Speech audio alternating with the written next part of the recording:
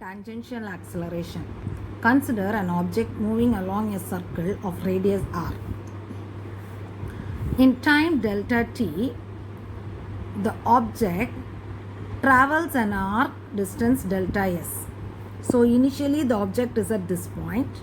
After some time the object is at this point.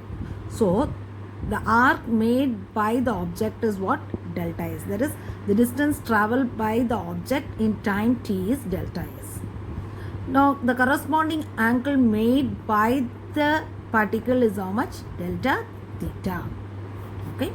Now we can write delta s can be written in terms of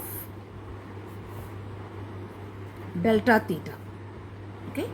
So we can write it as delta s is equal to r into delta theta. Delta s is equal to what? R into delta theta. In time t, delta t, we have, okay, delta s by delta t is equal to r into delta theta by delta t. That is, we are dividing it by the time delta t.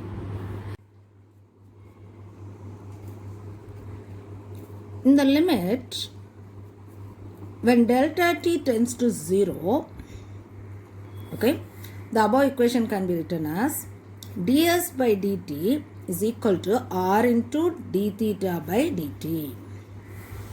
Okay. We know omega is equal to d theta by dt. So substituting ds by dt is equal to r omega. What is ds by dt? ds by dt is nothing but what? Velocity, v. Okay. So we can write v is equal to what? R omega. V is equal to what? R omega. What is v? V is linear velocity. What is omega? Omega is angular velocity. So this relation is giving the relationship between linear velocity and angular velocity. Okay. So this is giving the relationship between linear velocity and angular velocity. In vector form,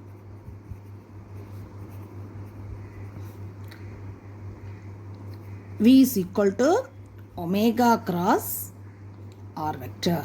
Okay, v is equal to r omega. In vector form, when you write it, v is equal to omega vector cross r vector. Why? Because omega vector and r vector are perpendicular to each other. They are perpendicular to each other. Okay. Now,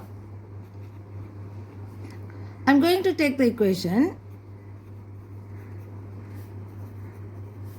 v is equal to r omega. Okay. Now, differentiating the above equation. So, dv with respect to t, that is with respect to time. So, dv by dt is equal to r into d omega by dt. R is a constant. Radius is a what? Constant. So, differentiating with respect to time, dv by dt is equal to r into d omega by dt. But we know angular acceleration alpha is equal to d omega by dt. Okay, angular acceleration alpha is equal to what? D omega by dt. So, dv by dt is equal to r alpha. Okay. Now, what is dv by dt? dv by dt is nothing but at. It is nothing but what? At. That is tangential acceleration. That is what? Tangential acceleration. Okay. So the above equation can be written as at is equal to r alpha. At is equal to what? R alpha. Okay. So this relationship is giving the relationship between tangential acceleration and angular acceleration. Alpha is nothing but what? Angular acceleration. So the relation is giving the relationship between tangential acceleration and angular acceleration. This diagram represents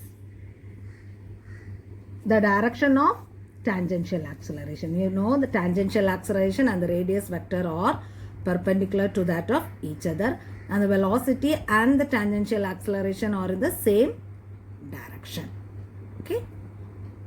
So we have got the expression for tangential acceleration as AT is equal to R alpha.